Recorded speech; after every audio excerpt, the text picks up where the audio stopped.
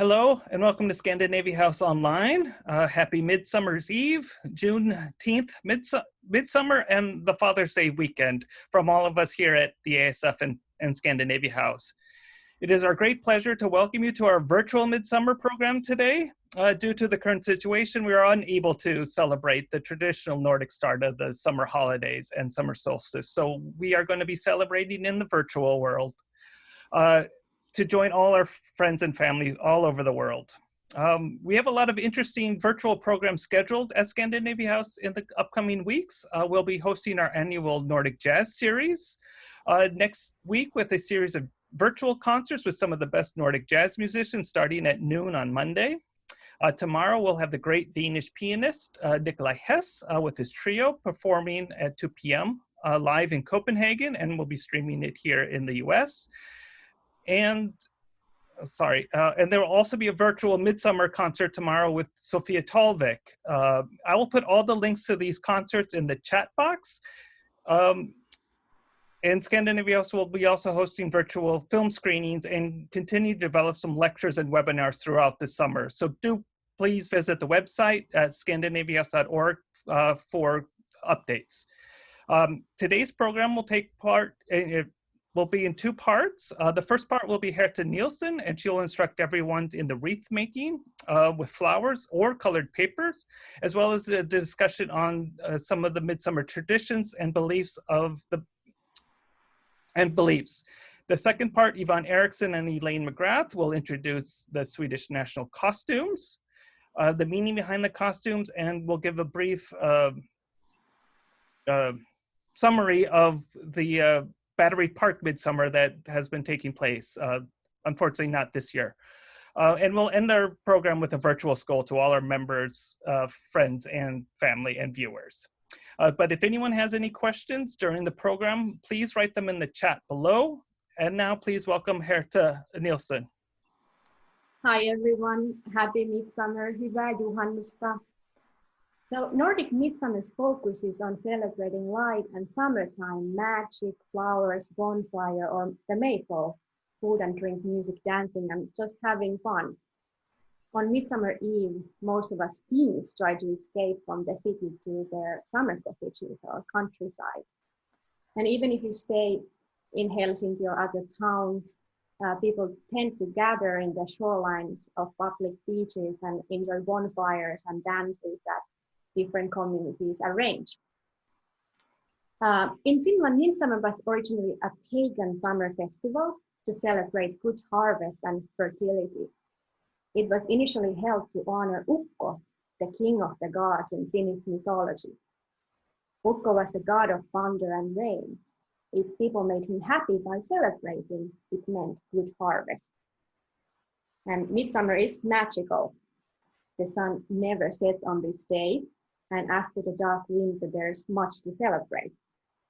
Nature is thought to have special power. All the wildflowers are in bloom. Herbs are more potent, and spring waters are considered curative. Many magical and supernatural aspects have traditionally been linked to Midsummer Night, the shortest night of the year, giving cause to various religious and superstitious beliefs. Although being a feast of light, new life and nature in its prime, Midsummer is also the turning point at which the days begin to shorten again, and darkness will slowly start increasing. In the old times, this raised fear and uncertainty about the future, and strange things were known to happen on Midsummer Night, when evil spirits and witches were thought to be roaming around. By performing magical rites, people believed they could secure a better future for themselves, to ensure a good fortune for the household, an abundant crop, to protect the livestock from illnesses. Many of these rites were connected with fortune, happiness, love, marriage, and relationships, or predicting of the future. Various herbs and medicinal plants picked on Midsummer Night before the morning dew had fallen were thought to be at the peak of their power.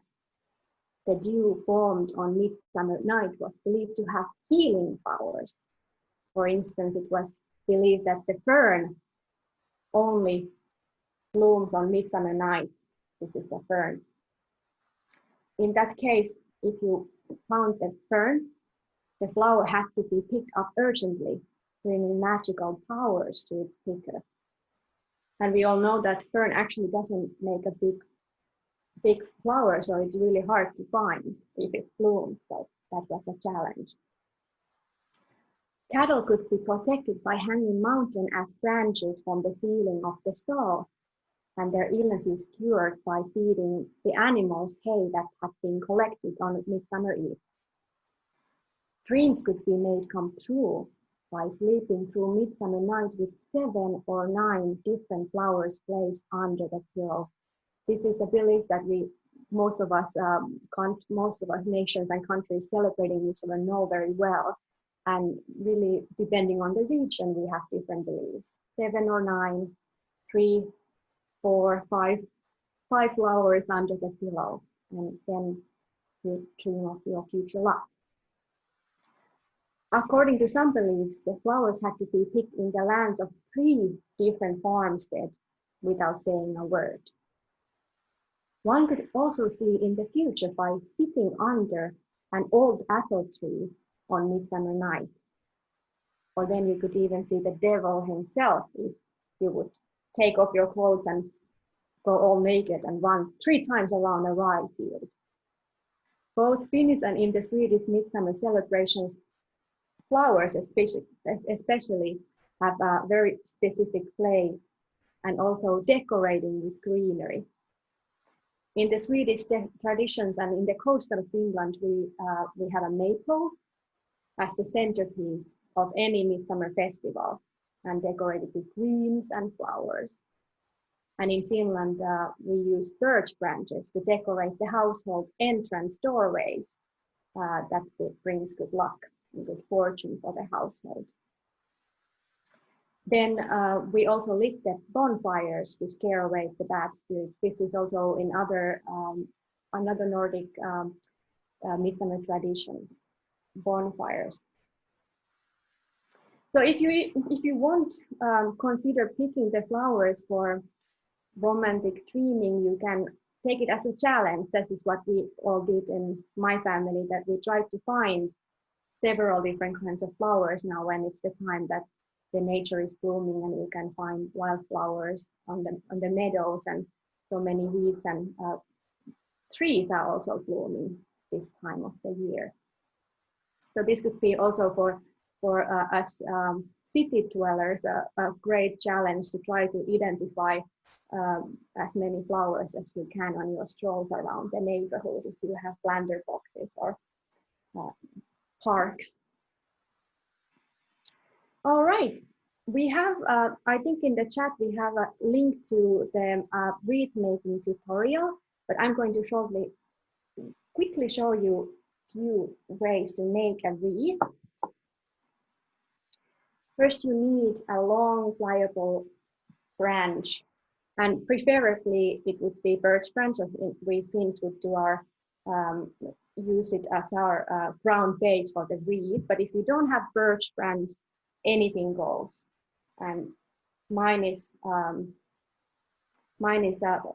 invasive ivy vine from the garden, and this is non-toxic, but it is leafy and green. First, we start by wrapping it into a circle shape, and you would like to measure it very well that it is fitting to your head. Like in this example, have a measure, have your vine ready. Then we need obviously flowers, different kinds. Here I have some meadow flowers, there's some wild flowers, and then some flowers from a shop. So however you like, if you are good with meadow flowers, go with them, and then getting yourself some flowers from the florist or from the shop. That's a safe, allergy-free way to make a wreath. So I suggest doing that as the first thing. To attach the flowers into your ground base, we need some fine wire, twist ties, And in my case, I'm going to use rubber band that I cut into short strips, couple inches long strips. Rubber band is actually great, do it yourself if you don't have all the florist materials at home to create your wreath. Rubber band is good one because it prevents the slippery stems from slipping away from your front base. If you don't have long branches, if you have wire, you can also bind a circular shape with the wire. That's a good method as well. I would suggest using a lot of greenery, a lot of leaves, a lot of flower leaves as well. So we have a nice lush leafy volume in the wreath. And then with the flowers, we have here, for instance, little examples. We make these tiny bundles with the flowers. I usually would choose a couple for each. And then we take our wreath, line up the flowers along the base, and take your rubber band or wire branch and attach it there. There we go. I'm going to probably work on this wreath for a long time today while we are going forward with the program, but bear with me for a little. There we go. See. There are some dandelions and some garden flowers as well. I put mint. This is a mint flower from my garden. It's really nice. So you can actually use any kind of blooming plants and herbs in yours as well. Get some basil leaves and some mint and have amazing smelling wreath. And my wreath is now slipping away a little bit. Let's put it back.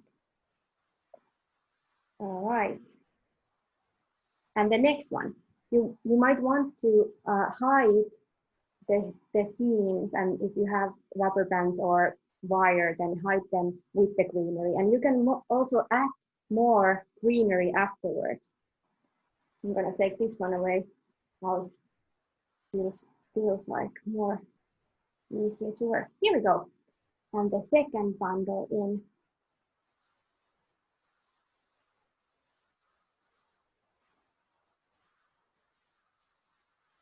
There we go. Can you guys see? All right. Some clovers. These are I find from the meadow, and Japanese maple from our yard as well. So you can do sort of everything bagel style. Go with all the flowers and all the different kinds of greens, and avoid poison ivy and allergens. Here we go. Get that sort of Nordic vibe with the harvest meadow items. All right. So I will continue doing this, and we'll see if we have soon a little peek on the paper version. All right, this is the start. I will continue doing this. I will very quickly show you the paper wreath version as well.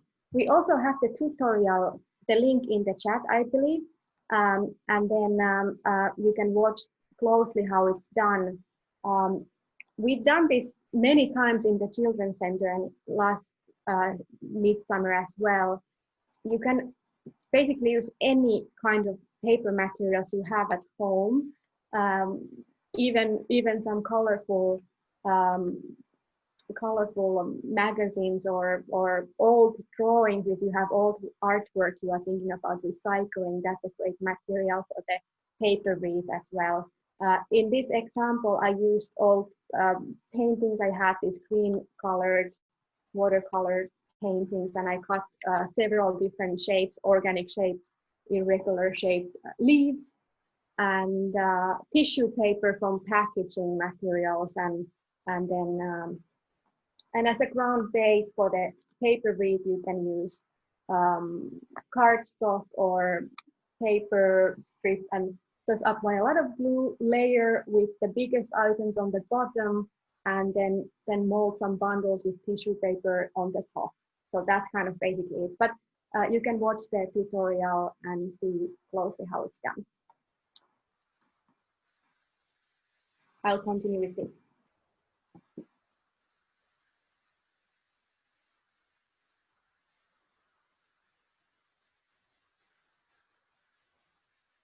And if you have any questions, I'm happy to answer.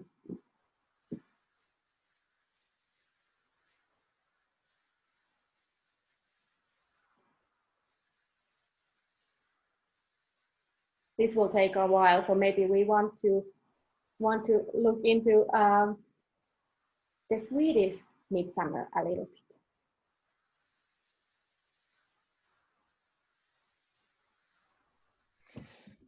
Thank you very much, Herta. As you continue to make your wreath, we will go over to Yvonne and Elaine to talk a little bit about the costumes and the traditions, other traditions, and how the Battery Park has become the biggest Swedish midsummer celebration outside of Sweden in the world. So please welcome Yvonne and Elaine. Hello. Hello. I think we're going to start with the Battery Park. Just a little background, in 1996 was the first celebration in New York City, and it was actually held at Central Park, which was a very unique experience for the Central Park personnel, having a heritage celebration in the middle of Manhattan.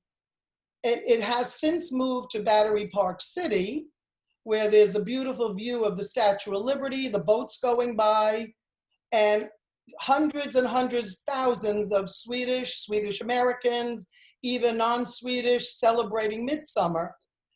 We go there. My Swedish children's group, Barnklubben and Elsa Ricks, is one of the performers that go every year. We arrive around 3 o'clock in the afternoon to claim our blanket space and put down our picnic dinners. And the children, the personnel has games going on for the children and the adults, as well as making your own midsummer wreaths.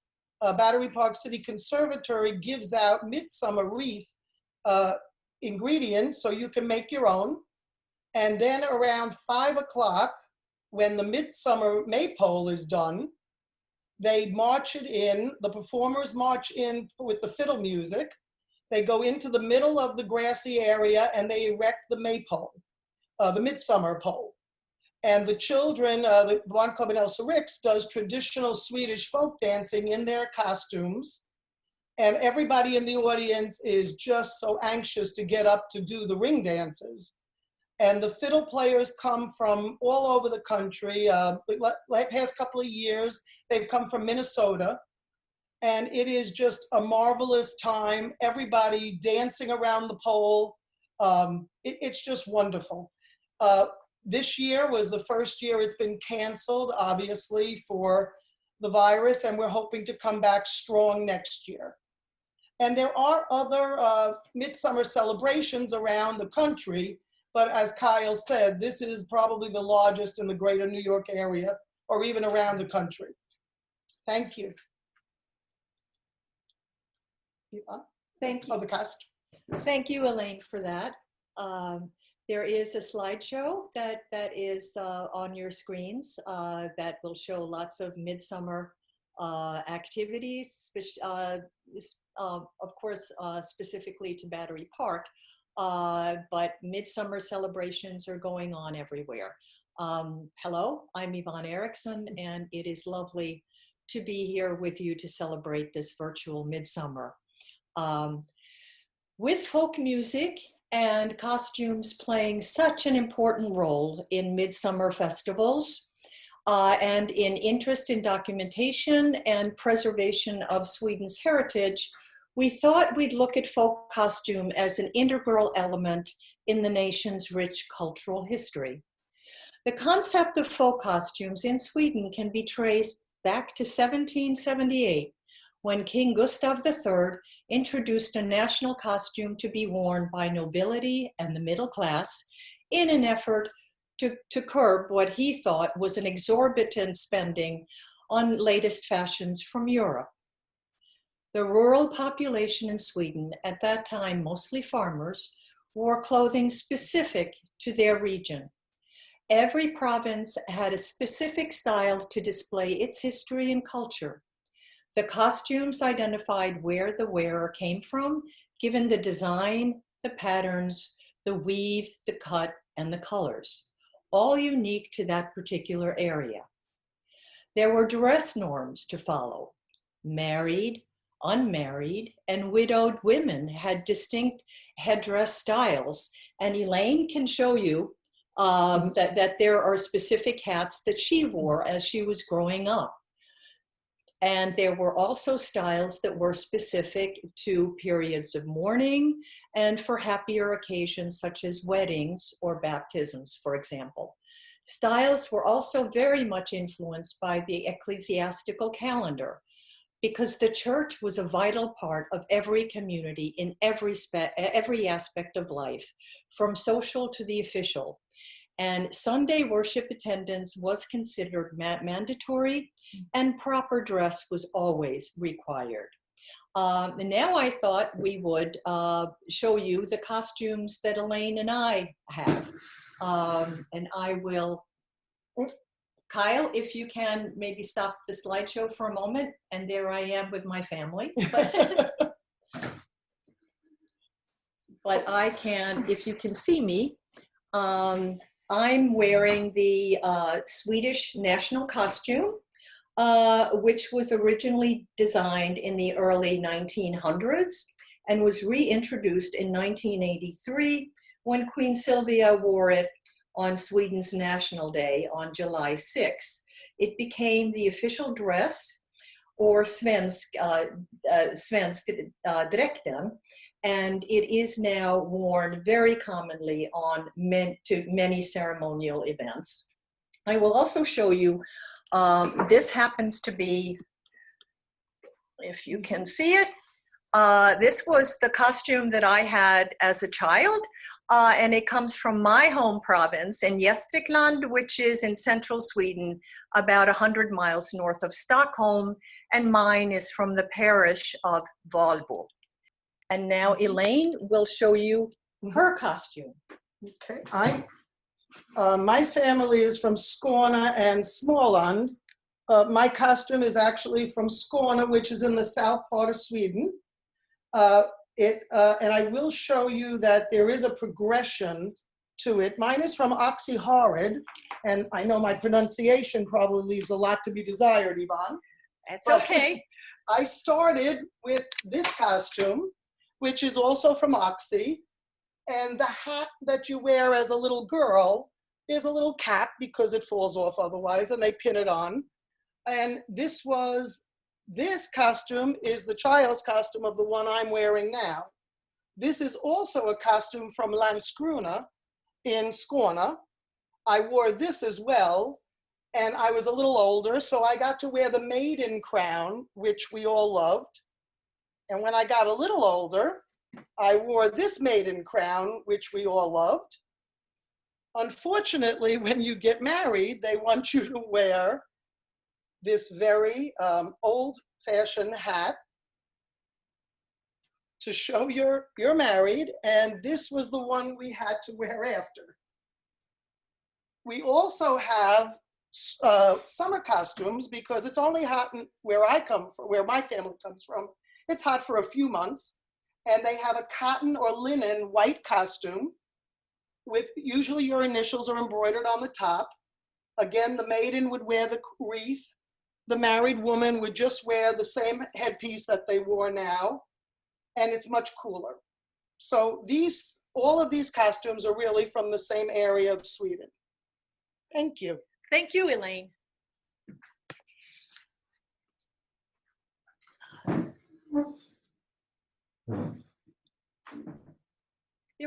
there were countless style variations in every region for costumes, and they evolved gradually over time due to outside influences of fashion and societal trends, and they were all incorporated accordingly. There were dress styles according to function, daily and festive, summer and winter, and there were also differences between the rich and the poor in every parish.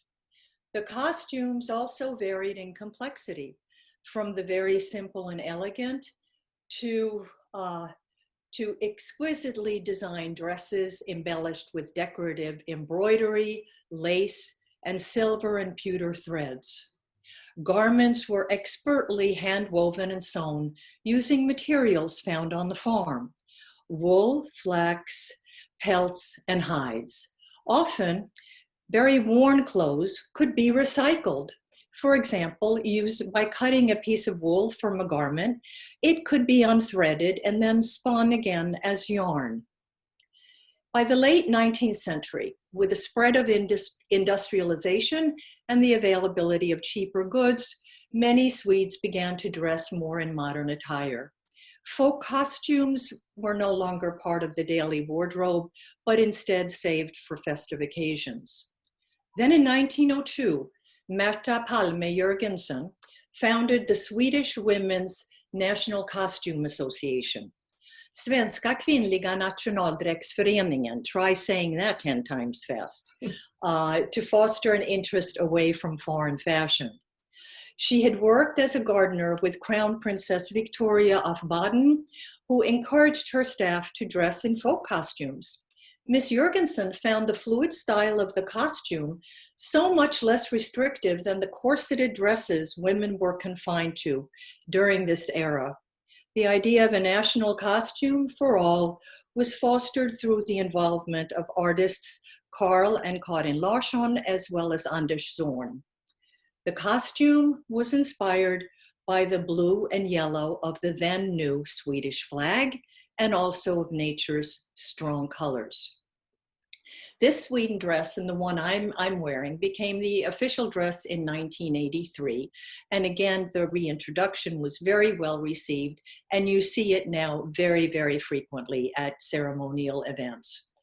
Although wearing folk costumes is now mostly reserved for special occasions, we do see the colorful and beautiful costumes whenever folk music and dance is enjoyed and where traditions are celebrated. Glad Midsommer to you all. Thanks. Thank you so much, Yvonne. There are 2 questions. If anyone has other questions, please write them in the chat. The first question is from Faith, and she's asking if they celebrate Midsummer in Denmark and Norway as well.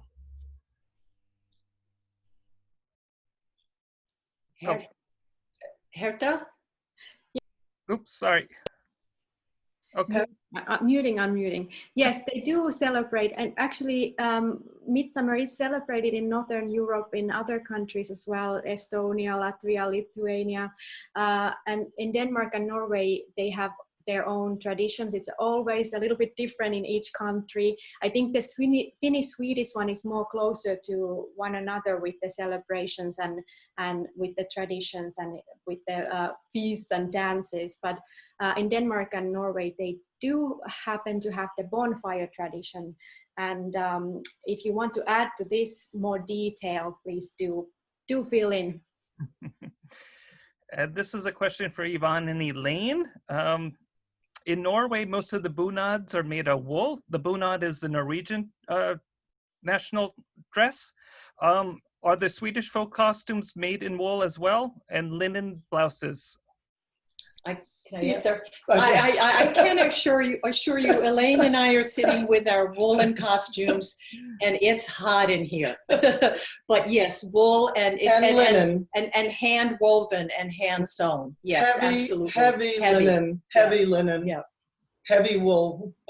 Yeah. And Kathleen would like you to review the traditions of the various headdresses, again, regarding the maidens, married, widows, etc. Sure. Oh, great. Sure. Do you want to bring them here? Yeah. Okay, let me do that. I'll start with the married one because I have it. The married one, this is actually pinned all together for me when I had it made in Sweden. It's never been unpinned. The other beauty of Swedish material is if you leave it out to air, it doesn't matter how hot you've got in the costume, how sweaty you can get. If you leave it out in the air, they should never be washed. I mean, I know that sounds horrible. The blouses, of course, are washed, but the woolen costumes themselves are really just hung out as the headpiece. This is one big square that the woman who made it put into it. I don't know, can you see? I don't know if you can see it, but it's all pinned together and it just has a comb inside to attach. So this is the married headpiece in Skåne. The single girl's headpiece is just a crown.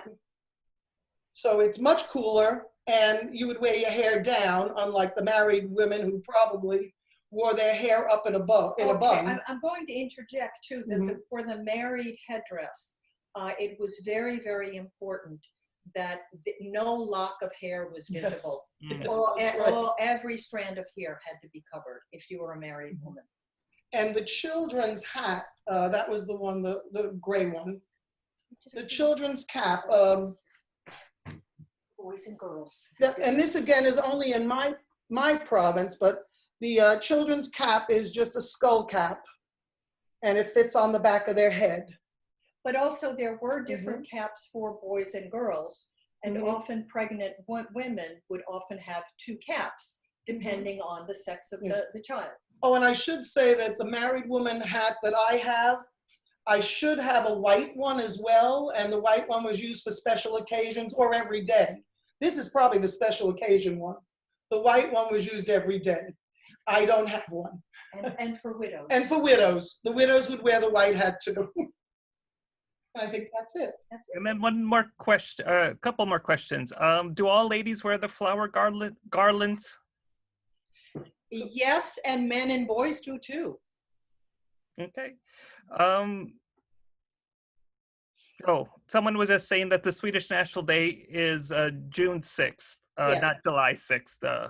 That was misspoken. June 6th. June 6th. June 6th, yeah. Maybe. Sorry, yes. Okay. Yeah, that was it. Is there any other questions?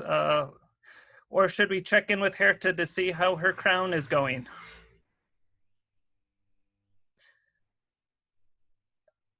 There was a question about food. Sorry, before I go. Well, Herta can talk about food as well. Sure. What is a traditional midsummer meal or picnic? So, we eat white fish. We eat open fire pancakes when we grill them on the fire. Potato salad with dill. It is all kinds of summer food. I believe in Sweden it's quite the same. And then we have strawberries. It's a big thing. Strawberries are very delicious at this time of year. Shortcake with strawberries. Yeah. Is there something else, Yvonne, you come to mind? Of course, herring and salmon. And new boiled potatoes with dill. And isn't it strum herring also? Strömming, yes, yeah. And all kinds of food that you can cook out outdoors by the grill. Lovely. Miriam was asking, what do the males wear as traditional costumes? Oh, men, there are traditional male costumes as well. And I will say he's a little short, but here's my partner for the national costume. These are dolls compliments from Elaine's collection. And here is another. You see the men had longer waistcoats. Knickers. And my father's, he's from Jämtland, which is northern Sweden, and they have dark navy blue knickers. Otherwise, the yellow is from Dalarna. That's a very rich traditional province. And there's the lady. Yeah, and this is the lady from Dalarna, which is also, this is kind of the iconic Swedish folk costume for women. It's wreath-making. Yeah, wreath-making. So yes, there definitely are male costumes. Excellent. Is this the widow hat? Another widow hat in This could be, Skåne? yeah, this is also from Skåne. This would be a widow's dress.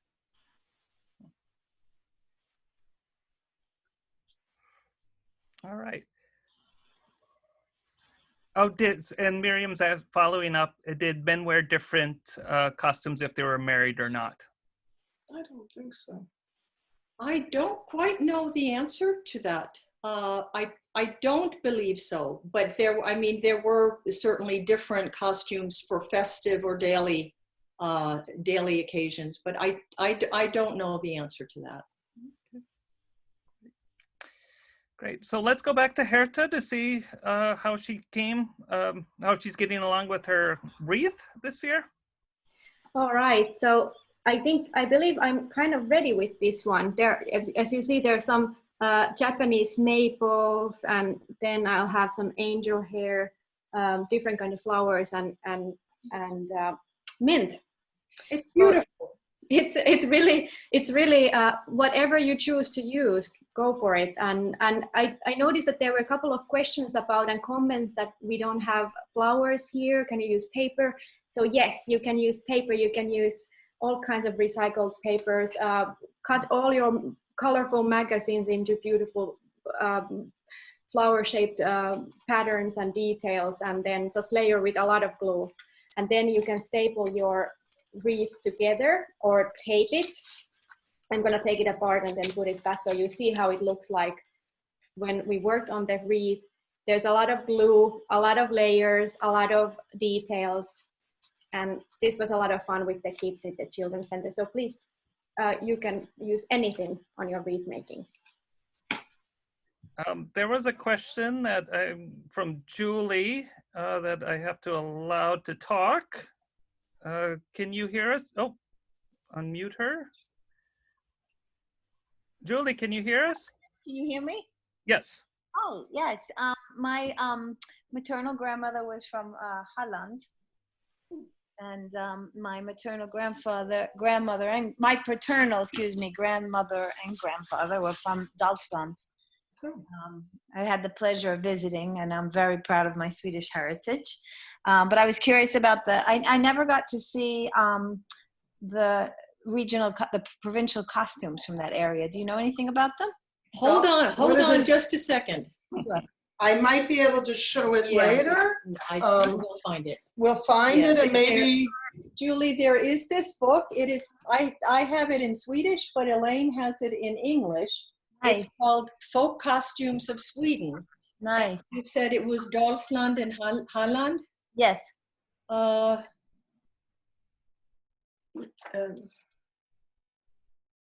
Nobody ever seems to recognize when I say Holland. Oh, Halland, here we are, 78. 78. We're going to show you a picture, hopefully. Mm-hmm. I'm sorry, yeah. Yeah. These are different Holland, right? Aren't they? Yeah, yep. Yeah. So I don't know, this. I can see. Can you see this? Uh-huh.